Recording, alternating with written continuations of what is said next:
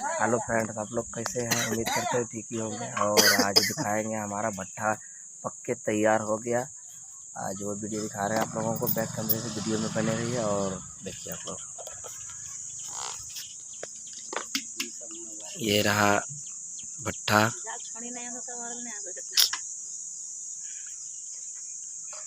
ये पक के पूरा तैयार हो गया है। बर्तन ये मटका है।